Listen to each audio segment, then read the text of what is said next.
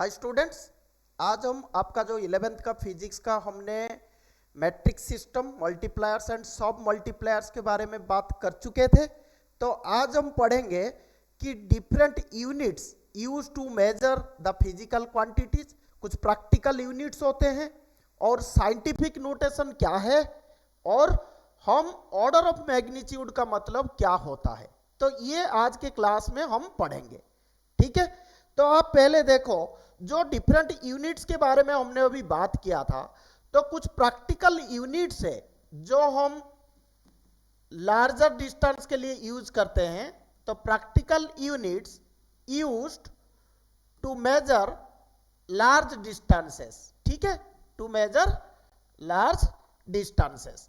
तो ये क्या क्या होगा, ठीक है, इसके बारे में अभी हम बात करते हैं। तो देखो, इसका जो पहला चीज होता है, first one is year, that is known as light year. क्या बोलते हैं हम इसको? Light year. देखो, नाम से ही आपको पता चलेगा कि ये टाइम है, बट ये एक्चुअली टाइम नहीं है, it is the unit of A distance.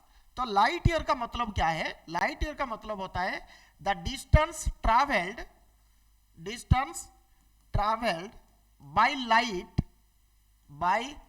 Light in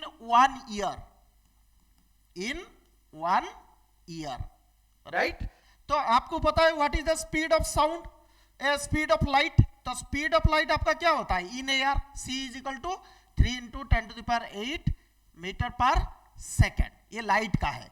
तो 1 ईयर में ये कितना जाएगा? आपको पता है what is the distance is equal to your speed into time. तो स्पीड आपका हो गया 3 × 10⁸, टाइम हो गया 1 ईयर। 1 ईयर का मतलब आप समझ रहे हो? 1 ईयर मतलब 365 डेज हो गया, और 1 डे कितना हुआ? 24 आवर्स हो गया। और 1 आवर कितना मिनट होता है? 60 मिनट। और 1 मिनट कितना सेकंड होता है? 60 सेकंड होता है, क्योंकि ये पर सेकंड था। तो जो भी आंसर होगा ये आपका मीटर में आएगा। जो भी आंसर होगा ये किस में आएगा? आपका मीटर में आएगा। तो मीटर में आने से इसका वैल्यू आपका कितना हो जाएगा ना? This will be equal to, आप इसको कैलकुलेट करोगे तो 365 ऐसे करके, तो ये 9.467 इंटू 10⁻15 मीटर होगा। तो 1 light year is equal to इतना आपको मिल गया, ठीक है।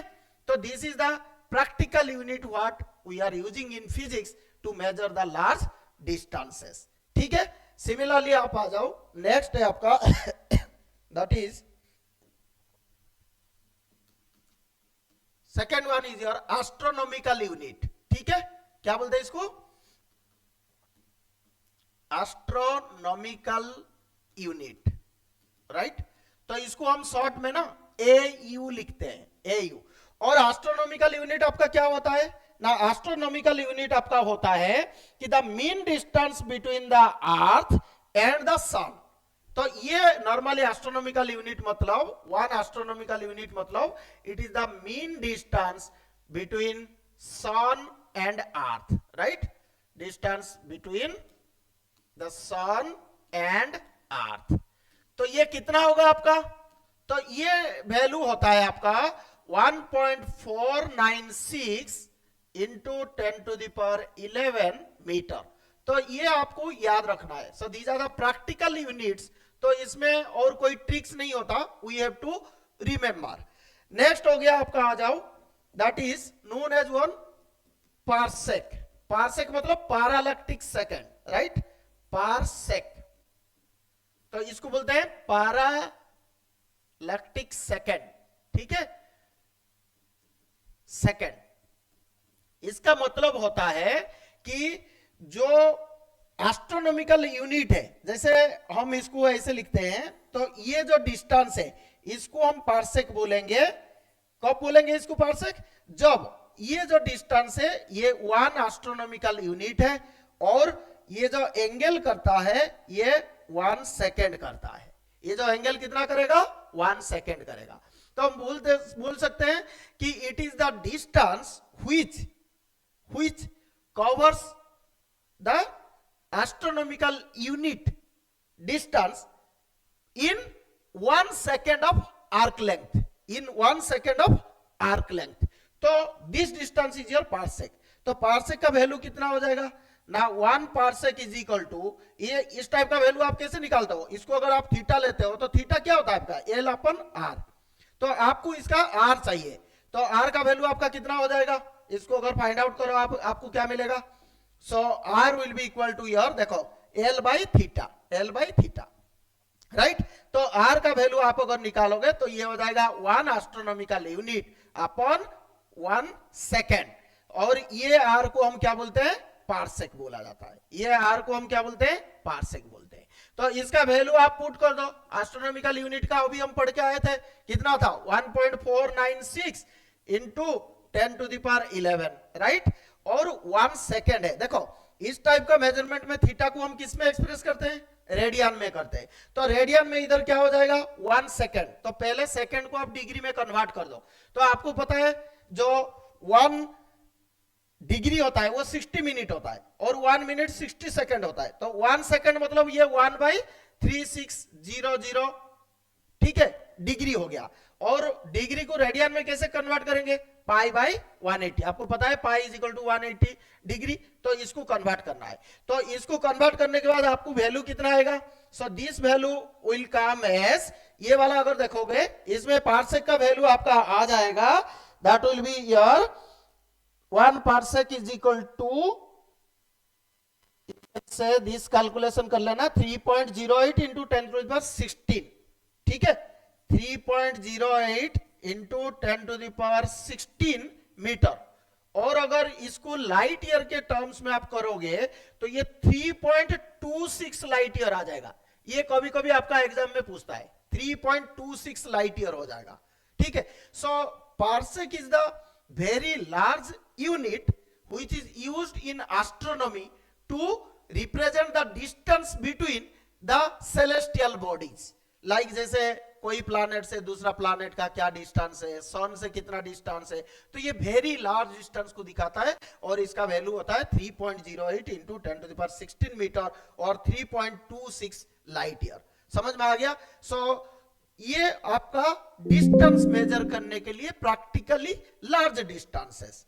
नेक्स्ट आप आ जाओ, अब हम कुछ प्रैक्टिकल यूनिट्स के बारे में बात करेंगे, जो स्मॉल डिस्टेंसेस होता है, स्मॉल लेंथ होते हैं, सो practical units for small distances, ठीक है। तो स्मॉल डिस्टेंस आपका क्या क्या होते हैं, जैसे मैं बोलूंगा एटॉमिक साइज होते हैं, तो एटॉमिक साइज को हम नॉर्मली किस में करते हैं ना, एंगस्ट्रॉम में करते हैं, तो पहले वाला मैं बता देता हूं, ये एंगस्ट्रॉम है, ठीक है। तो 1 एंगस्ट्रॉम कितना होता है, 10 to the power -10 metre, 10 to the power -10 metre, ठीक है। तो ये डाटा बेस्ड है, ठीक है। सेकेंड वाला अगर हम बोलते हैं तो हम कभी कभी ना माइक्रोन यूज करते हैं, क्या बोलते हैं हम, माइक्रोन, तो 1 माइक्रोन कितना होता है ना, 1 माइक्रोमीटर होता है, तो ये 10 टू द पावर -6 मीटर होता है, ठीक है। सिमिलरली हम और एक यूज करते हैं, जैसे उसको हम बोलते हैं फार्मी, ठीक है, तो इसको हम बोलते हैं 1 फार्मी, नॉर्मली न्यूक्लियर साइज के लिए यूज होता है, तो 1 फार्मी आपका कितना होता है 10 to the power -15 metre, 10 to the power -15 metre. तो ऐसे करके आप जो स्मॉलर डिस्टेंसेस होते हैं उसको हम मेजर करते हैं, ठीक है। और एक होता है जैसे आप जैसे मिलीमीटर, नानोमीटर, इस टाइप का भी हम यूज करते हैं, ठीक है। तो फोर्थ वाला अगर मैं बता दूं, जैसे आपका क्या होता है, नानोमीटर होता है, तो नानोमीटर बेसिकली 1 नानोमीटर कितना होता है, ये आपको ऑलरेडी जो मैट्रिक्स सिस्टम में मैंने मल्टीप्लायर और सब मल्टीप्लायर के बारे में बताया था, उस टाइम मैंने आपको बताया था, ठीक है। तो वो क्या था ना, that was here 1 nanometre is equal to 10 to the power -9 metre, 10 to the power -9 metre, right. तो ये बहुत प्रैक्टिकल यूनिट्स होते हैं जो स्मॉल डिस्टेंस मेजर करने के लिए हम फिजिक्स में यूज करते हैं, ठीक है। नेक्स्ट आ जाओ, तो ये आपका डिस्टेंस या लेंथ के बारे में हो गया, अभी हम मास के बारे में बात कर लेते हैं, ठीक है।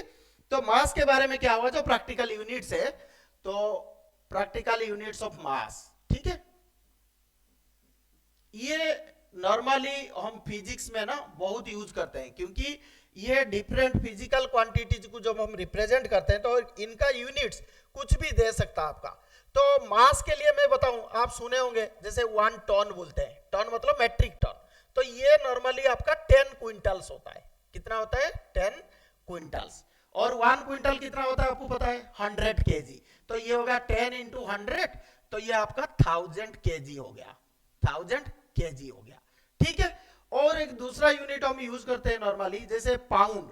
देखना जो आपके जो वेटिंग आप जो लिफ्टिंग वाला वेट लिफ्टिंग वाला स्पोर्ट्स होते हैं ना, उसमें जो वेट्स हम यूज करते हैं सर्कुलर शेप का, तो वो सारे पाउंड्स में होते हैं। तो 1 पाउंड इज इक्वल टू आपका होता है 0.454, दैट इज केजी में होता है। तो इसको हम नॉर्मली 454 ग्राम बोलते हैं, किसी किसी बुक में आपको 453 भी मिल जाएगा। ठीक है, तो इस टाइप का ये हो गया different units used for mass. ठीक है, तो मेजरमेंट ऑफ मास आप जब यूज करते हैं प्रैक्टिकल यूनिट्स, तो ये सारे आपके हो जाएगा। उसके बाद हम स्मॉलर यूनिट्स भी यूज करते हैं। ठीक है, और एक होता है 1 स्लॉग करके, वो 14.57 केजी होता है 1 स्लॉग।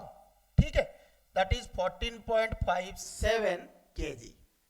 ठीक है, अब आप आ जाओ, हम छोटा यूनिट को मेजर करेंगे, जो प्रैक्टिकल यूनिट है फॉर छोटा स्मॉल मासेस। तो स्मॉल मासेस को हम मेजर करने के लिए क्या यूज करेंगे, देखो स्मॉल मासेस के लिए नॉर्मली होता है, देखो जैसे एटॉमिक मास है, एटॉमिक मास को हम किस में यूज करते हैं, एएमयू, एटॉमिक मास यूनिट।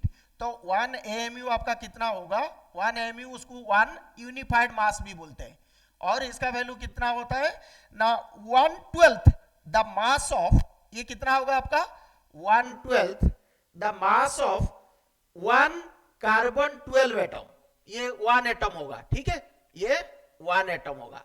तो ये अगर आप कैलकुलेट करोगे, देखो 1/12 कार्बन का जो 12 है इसका मास नंबर, इसका मास कितना होता है 12 ग्राम होता है, बट ये 1 मोल का होता है। हम 1 एटम के बारे में बात कर रहे हैं, तो 1 मोल का 12 ग्राम होता है।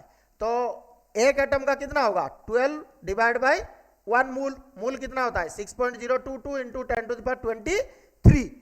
तो इसको जब आप करोगे तो ये वैल्यू कितना आ जाएगा आपका, ये आपका आ जाएगा जैसे 1.67 इंटू 10⁻27 केजी। तो इसको हम 1.66 इंटू 10⁻27 केजी। अगर इसको ग्राम में करोगे तो 1.66 इंटू 10⁻24 ग्राम हो जाएगा। ठीक है, सो दिस इज ए छोटा, वेरी छोटा प्रैक्टिकल यूनिट है, किसको मेजर करने के लिए, मास को मेजर करने के लिए। ठीक है, सिमिलरली हम अगर टाइम के बारे में बात करते हैं, तो टाइम आपका क्या होता है। ठीक है, टाइम के बारे में देखो, टाइम का तो आपको सिंपल सी चीज है जो नॉर्मल हम मेजर करते हैं टाइम। तो टाइम के लिए आपका हो जाएगा, जैसे नॉर्मली देखो हम बोलते हैं 1 डे, 1 डे कितना होता है 24 आवर्स, ये सारे आपको पता है। बट इसमें एक चीज होता है, जैसे 1 मिनट होते हैं, इसको हम 60 सेकंड्स लिख दिए। तो ऐसे करके एक छोटा छोटा यूनिट होता है 1 सेक, सेक का मतलब होता है 10⁻⁸ सेकेंड। ठीक है, 1 सेक इज इक्वल टू 10⁻⁸ सेकेंड। ठीक है, सिमिलरली एक होता है आपका सोलर डे होता है, लीप ईयर होता है। ठीक है, तो इस टाइप का हम इसको कर सकते हैं। एक लूनर मंथ होता है, लूनर मंथ कितना होता है नॉर्मली 27.3 डेज। ठीक है, तो इस टाइप के हम इसको यूज कर सकते हैं। लीप ईयर होता है, लीप ईयर में आपको पता है 366 डेज होता है, क्योंकि फरवरी में 29 होता है, तो 1 लीप ईयर। ठीक है, तो leap year is equal to 360 days. तो ऐसे करके हम डिफरेंट यूनिट्स को मेजर कर सकते हैं। तो ये आपका टाइम के लिए हो गया। ठीक है, अब मैं आपको बता देता हूं, जैसे मास, लेंथ और टाइम, इनका प्रैक्टिकल यूनिट्स के बारे में हमने अभी बात किया। ठीक है, इसी तरह कुछ जैसे प्रेशर होता है और वॉल्यूम होता है, ये बच्चों को ना बहुत कंफ्यूजिंग होता है। तो आज उसके बारे में मैं आपको बता दूंगा, जो डिफरेंट यूनिट्स हम यूज करते हैं, और टेम्परेचर के लिए भी। तो अभी देख लो, हम बात करते हैं डिफरेंट यूनिट्स यूज्ड। ठीक है, डिफरेंट यूनिट्स यूज्ड, ठीक है, to measure pressure, to measure pressure. ठीक है, तो प्रेशर जब हम मेजर करते हैं, अच्छा पहले हम इसको बात करते हैं। देखो प्रेशर आपका क्या होता है, फोर्स बाय एरिया होता है, फोर्स बाय एरिया होता है। तो फोर्स का ऐसा यूनिट क्या होता है, न्यूटन होता है। एरिया का क्या होता है, मीटर स्क्वायर। ये जो न्यूटन पर मीटर स्क्वायर है ना, इसको हम क्या बोलते हैं, पास्कल बोला जाता है। क्या बोलते हैं हम इसको, पास्कल बोलते हैं। सो तो अगर एसआई सिस्टम ऑफ प्रेशर हमें पूछा जाएगा तो ये हमारा पास्कल होता है। बट जो कॉमन ट्रेंड होता है, आप बार बार देखे होंगे, जैसे टीवी में आप न्यूज चैनल देखते हो तो उसमें वेदर के बारे में बताता है, तो उसमें बोलता है कि आज का जो प्रेशर है उस एरिया में लो प्रेशर है, इतना एटमॉस्फेरिक प्रेशर है। तो डिफरेंट यूनिट्स के बारे में हम बात कर लेंगे। तो प्रेशर का जो डिफरेंट यूनिट्स होते हैं, जैसे 1 atmospheric pressure, right, 1 atmospheric pressure, तो उसका वैल्यू कितना होता है आपका, तो इसका वैल्यू होता है 1.03125 इंटू 10⁵ पास्कल। ठीक है, अब इसी से बेस लेके आप डिफरेंट यूनिट्स लिख सकते हो, और आपको जब कैलकुलेशंस करते हैं फिजिक्स में, वो सारे एसआई सिस्टम में लेकर आपको कन्वर्ट करना पड़ेगा। तो 1.03125 इंटू 10⁵ पास्कल हो गया। अब आप देखो, ये जब हम मर्क्यूरी स्केल में मेजर करते हैं तो ये 760 सेंटीमीटर, मतलब 76 सेंटीमीटर ऑफ मर्क्यूरी स्केल में होगा। ठीक है, और दूसरा आपका ये देखो, ये जो 10⁵ पास्कल होता है ना, इसको बार बोला जाता है। तो हम लिख सकते हैं 1.03125 बार। तो आप ये ध्यान रखना, जो 1 बार होता है ये कितना होता है ना, 1 bar is equal to 10⁵ pascal, 10⁵ pascal. ठीक है, सिमिलरली आप अगर देखोगे इस चीज में, दूसरा जो यूनिट्स होते हैं, ये इसको सेंटीमीटर को अगर मिलीमीटर में करूंगा तो ये 760 mm ऑफ मर्क्यूरी हो जाएगा। तो ये जो mm है ना, इसको टॉर भी बोला जाता है। क्या बोला जाता है, टॉर। ठीक है, तो जो प्रेशर है, आप देखो डिफरेंट यूनिट्स हमें पता चलेगा, टॉर। ठीक है, फिर मर्क्यूरी स्केल में जैसे सेंटीमीटर, मिलीमीटर, फिर हम बार के बारे में बात कर लिए, एटमॉस्फेरिक प्रेशर के बारे में बात की है। So these different units are used to represent the pressure. तो अगर आपको एग्जाम में या फिजिक्स जब भी हम पढ़ते हैं, नॉर्मली केमिस्ट्री में भी इसका बहुत यूज है, तो फिजिक्स में भी इसका जब हम यूज करते हैं तो कोई भी यूनिट आपको दे सकता है, तो उसको आपको कन्वर्ट करना पड़ेगा टू द एसआई सिस्टम। समझ में आ गया आपको, राइट। अब हम बात करते हैं डिफरेंट यूनिट्स ऑफ, ठीक है, वॉल्यूम के बारे में बात करते हैं। ठीक है, different units of volume, different units of volume. ठीक है, तो आपको पता है वॉल्यूम जो होता है, जैसे हम नॉर्मली देखो, हम तेल खरीदते हैं, हम क्या बोलते हैं 1 लीटर। जैसे हम पानी पीते हैं तो लीटर, हम मेडिसिन खाते हैं हम क्या बोलते हैं मिलीलीटर। तो जो एसआई सिस्टम होता है, एसआई सिस्टम में जो आपका वॉल्यूम होगा, आपको पता है वॉल्यूम क्या होता है, length into breadth into height, तो ये मीटर क्यूब होता है। सो ये एसआई सिस्टम में है। बट जब हम क्वेश्चन सॉल्व करते हैं, ये लीटर में देता है, मिलीलीटर में देता है, क्यूबिक सेंटीमीटर में देता है, तो उनका रिलेशन हम अच्छी तरह इसको पढ़ लेते हैं। देखो कैसे, अगर मैं आपको बोलूं 1 लीटर, तो 1 लीटर नॉर्मली हमारा कितना होता है पता है, 1000 सेंटीमीटर क्यूब। 1000 सेंटीमीटर क्यूब का मतलब होता है 1000 मिलीलीटर, 1000 मिलीलीटर। ठीक है, सिमिलरली अगर हम इसका मेजर करते हैं, जैसे डेसीमीटर क्यूब है, तो 1 डेसीमीटर क्यूब जो आपका होता है ना, वो 1 लीटर होता है। 1 डेसीमीटर क्यूब आपका 1 लीटर होता है। तो मैं अगर बताऊं 1 मीटर क्यूब कितने होंगे, तो आप देखो ये 10⁻1 मीटर कितना डेसीमीटर होता है 10, तो इसको अगर करोगे 10⁻3, तो ये 1000 लीटर हो जाता है। ये कितना होता है 1000 लीटर। तो आपको क्या पता चला, और जो कॉमन यूनिट होता है ना, सीसी करके लिखते हैं, 1 सीसी। सीसी का मतलब क्या है, क्यूबिक सेंटीमीटर, क्यूबिक सेंटीमीटर।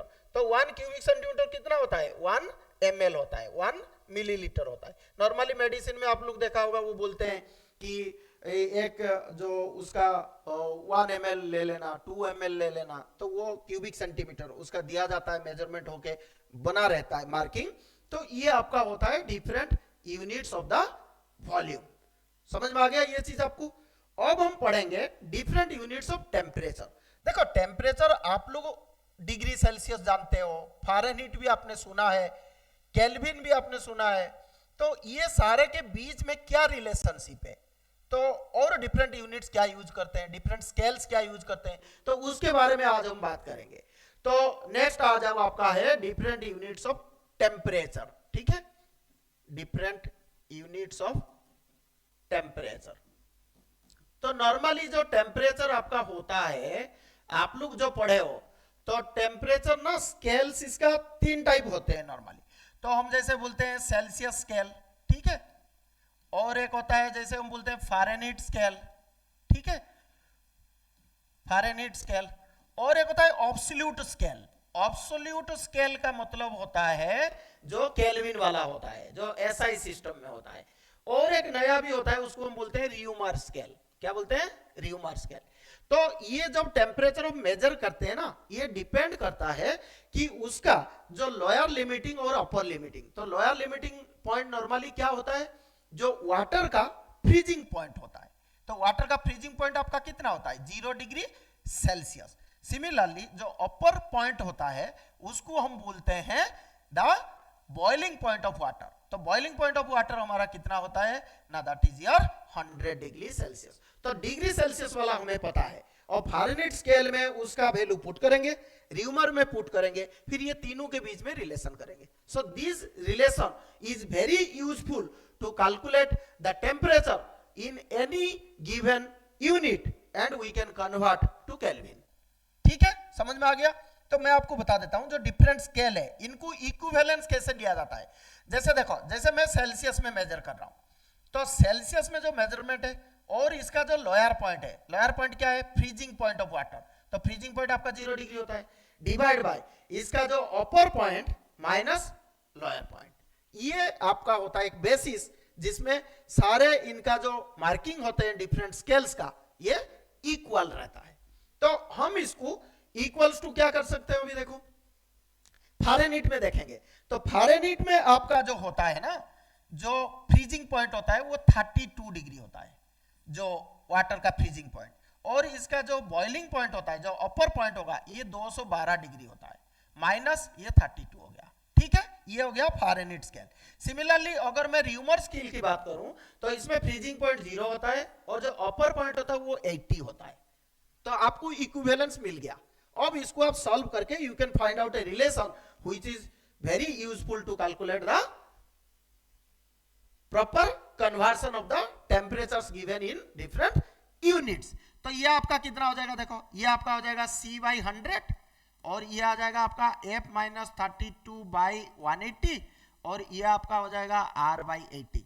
देखो नीचे सारे 20 से कट हो जाएंगे, तो ये 20 से कटेगा तो ये 5 हो गया, ये 9 हो जाएगा, और ये 4 हो जाएगा। So this is the equivalence C/5 is equal to F-32/9 equals to R। ठीक है, तो ये आपका टेम्परेचर का कन्वर्सन डिफरेंट यूनिट्स में कर सकते हो। ठीक है, अब मैं बात करता हूं जो डिग्री सेल्सियस में आपको मिल गया उसको केल्विन में कैसे कन्वर्ट करोगे। तो केल्विन का मतलब होता है जो डिग्री सेल्सियस में होगा उसमें आप 273.15 ऐड कर दो।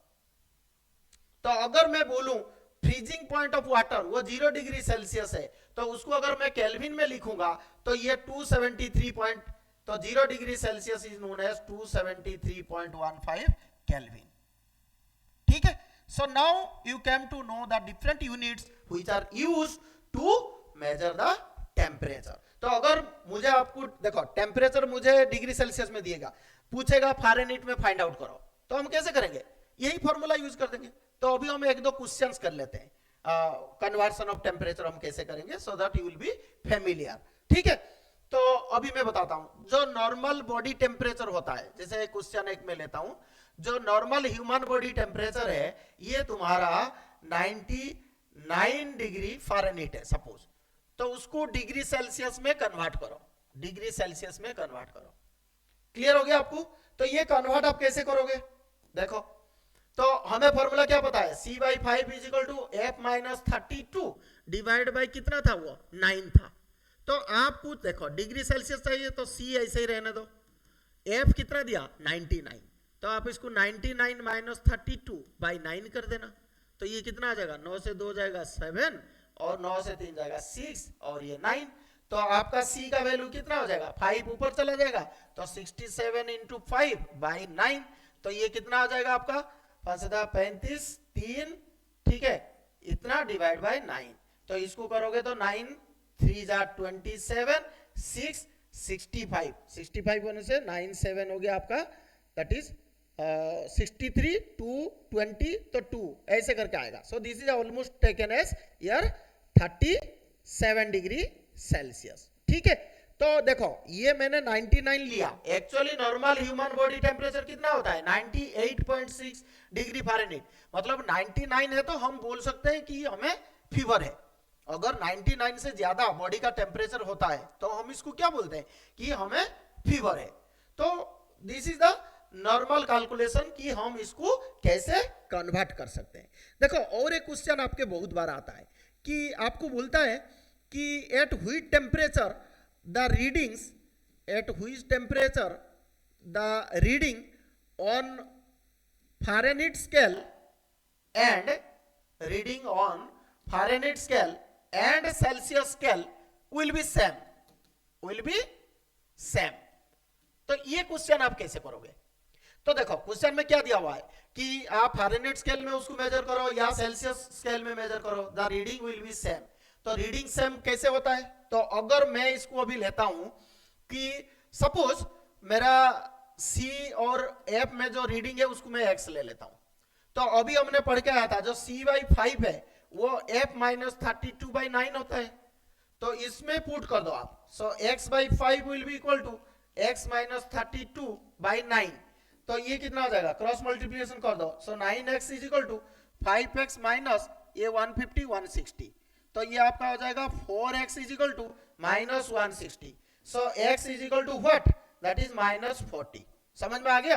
तो मैं अभी आपको बता सकता हूं जो माइनस 40 डिग्री सेल्सियस टेम्परेचर हो गए वो फ़ारेनहीट स्केल में माइनस 40 डिग्री फ़ारेनहीट होगा। सो इस टाइप के क्वेश्चंस आपके सीबीएसई जो 11th का जो सीबीएसई सिलेबस है उसके एनुअल एग्जाम में पूछता है, राइट। तो आप इसको इसी तरह करके कन्वर्ट कर सकते हो। So I think now you are familiar about how the different measurements are done और हम इसको कैसे कन्वर्ट कर सकते हैं, टेम्परेचर दो, प्रेशर दो, तो उसको हम डिफरेंट स्केल्स में मेजर कर सकते हैं और इसको एसआई सिस्टम में हम कन्वर्ट भी कर सकते हैं, ठीक है। नेक्स्ट आ जाओ साइंटिफिक नोटेशन, ठीक है। क्या है आपका साइंटिफिक नोटेशन। तो साइंटिफिक नोटेशन आपका क्या होता है नॉर्मली ना, जब कोई डाटा का वैल्यू हम लिखते हैं तो साइंटिफिक वे में होता है। तो साइंटिफिक वे का मतलब है जैसे कोई भी मेजरमेंट दिया मैं कैसे लिखूं, देखो सपोज मास है तो मुझे कोई बोलेगा कि मैंने 12.5 केजी मास है मेरे पास, ठीक है। कोई मुझे बोलेगा कि ये 1.25 केजी है इंटू 10, ठीक है। और कोई मुझे बोलेगा कि नहीं ये 125 into 10 to the power minus 1 KG है, ठीक है। तो देखो value remains same but the way of representation is different. तो आपको साइंटिफिक नोटेशन का मतलब होता है कि जो डेसिमल पॉइंट होगा आपका, जो डेसिमल पॉइंट होगा, ठीक है, उसके पहले मतलब prior to decimal point, prior to decimal point a non zero integer should be there, integer should be there. समझ में आ गया आपको। तो मैं एक एग्जांपल बताऊं, अभी जो एग्जांपल मैंने लिया था सो इसमें करेक्ट मेजरमेंट कौन होगा देख के बताओ आप। मैंने क्या बोला, डेसिमल पॉइंट से पहले इधर कितना है 2 डिजिट है, इधर तो कितना है 3 है, इधर कितना है 1 है। सो this is the correct notation, ठीक है। सो सपोज मैं और एक एग्जांपल करके आपको बताता हूं। सपोज मुझे देता है कि 325.7 मीटर कोई भी लेंथ है, तो इसको साइंटिफिक नोटेशन में मैं कैसे करूं। तो मैंने आपको अभी बताया क्या कि जो डेसिमल पॉइंट है उसके पहले एक ही नॉन जीरो होना चाहिए। तो मैं इसको शिफ्ट कर दूंगा 1 2 प्लेस में, तो 3.257 इंटू ये देखो 2 लिया तो 10 टू द पावर स्क्वायर हो जाएगा। समझ में आ गया। सो साइंटिफिक नोटेशन का मतलब है द वैल्यू जो हम लिखेंगे वो डेसिमल पॉइंट से पहले एक ही नॉन जीरो होना चाहिए, बाकी 10 के पावर में होना चाहिए। क्लियर हो गया आपको ये चीज? तो देखो जब मैं पढ़ा रहा हूं, क्योंकि हम शुरू से स्टार्ट किए हैं, तो 11th का जो टोटल फिजिक्स है उसका जो एनसीईआरटी का थियोरिटिकल पार्ट है उसको अभी हम कवर कर रहे हैं, और बीच बीच में हर कंसेप्ट का क्वेश्चंस भी कर रहे हैं। तो जैसे हमारा चैप्टर खत्म होगा तो उसमें वेरी इंपॉर्टेंट क्वेश्चंस जो होंगे उसको हम डिस्कस करेंगे, और जो जेई नीट के लिए भी कुछ ट्रिक्स हम आपको बताएंगे। बाकी सीबीएसई एग्जाम में भी सारे कॉन्सेप्ट्स आपका यूज होते हैं। आजकल तो सारे क्वेश्चन आपको कॉन्सेप्ट बेस्ड, तो आपको अच्छी तरह समझ में आना चाहिए, नहीं तो आप नहीं कर पाओगे। इस बार तो 12th बोर्ड का आपने देखा है कैसे पेपर आया था, तो घुमा के आपको पूछेगा, so your concept should be clear. Next आ गया आपका, देखो ऑर्डर ऑफ मैग्नीट्यूड। क्या किसकी बात कर रहे हैं हम? Order of magnitude. तो ये ऑर्डर ऑफ मैग्नीट्यूड क्या होता है बेसिकली, ठीक है? ऑर्डर ऑफ मैग्नीट्यूड, तो ऑर्डर ऑफ मैग्नीट्यूड क्या होते हैं ना? ऑर्डर ऑफ मैग्नीट्यूड का मतलब होता है कि कोई भी एक मेजरमेंट है, इसको वैल्यू जो होगा ना उसको हम कुछ प्रॉपर फॉर्म में लिखेंगे, और वो फॉर्म क्या होगा ना? That will be equal to n into 10 to the power x। समझ में आ गया? Any measurement that should be written in the form of n into 10 to the power x, and इस केस में जो x होगा उसको हम बोलेंगे order of magnitude. Order of magnitude. तो अगर मुझे कोई पूछा कि what do you understand by order of magnitude, ना ऑर्डर ऑफ मैग्नीट्यूड का मतलब होता है कि it is the power of 10 which is close to the given measurement। तो कोई भी आपका मेजरमेंट दिया हुआ है, उसका वैल्यू दिया हुआ है, वो close to 10 to the power x है, तो x is the order of magnitude। ये चीज आपको समझ में आ गया? इधर n का वैल्यू 0.5 से ज्यादा होना चाहिए और 5 से कम और इक्वल होना चाहिए, तो इस चीज का आप ध्यान रखना। तो अभी हम 2-3 एग्जांपल लेके आपको समझाता हूं, ठीक है? जैसे मुझे दिया है suppose 30.5 into 10 to the power 7 metre, कोई भी एक मेजरमेंट दिया है, तो मुझे पूछेगा कि इसका ऑर्डर ऑफ मैग्नीट्यूड आप फाइंड आउट करो। तो ऑर्डर ऑफ मैग्नीट्यूड मैं कैसे फाइंड आउट करूं? देखो ये अभी कितना हो गया आपका, देखो पहले तो मैंने क्या बोला था, ये वाला 0.5 से बड़ा होना चाहिए, ठीक है? तो मैं इधर नहीं लूंगा क्योंकि ये 0.3 हो जाएगा, तो डेसिमल पॉइंट को एक डिजिट लेना है, तो 3.05, ये 10 हो जाएगा, और ये 10 to the power 7, तो 10 to the power 8 मीटर। समझ में आ गया? क्योंकि ये जो वैल्यू है ये 0.5 से 5 के बीच में है, तो what will be the order of magnitude? So for this given example order of magnitude will be 8। For this example order of magnitude will be 8। समझ में आ गया आपको? ओके, नेक्स्ट देखो। नेक्स्ट अगर मुझे आपको बोलता है कि जो हमने अभी पढ़ के आया था, जो पार्सेक है, लाइट ईयर है, तो लाइट ईयर के बारे में बात करते हैं। तो अगर बोलेगा कि order of magnitude light year का निकालो, तो लाइट ईयर कितना था अभी हमारा? 9.46 into 10 to the power 15 metre था। तो आप अभी इधर देखो, ये पॉइंट को मैं कहां लूं? ये मैं इधर ले सकता हूं, इधर लेने से ये 0.5 से बड़ा हो जाएगा, तो इसको मैं 0.946 इंटू ये एक डिजिट इधर लिया तो 10 to the power 1 होगा, तो ये 10 to the power 16 metre. So what is its order?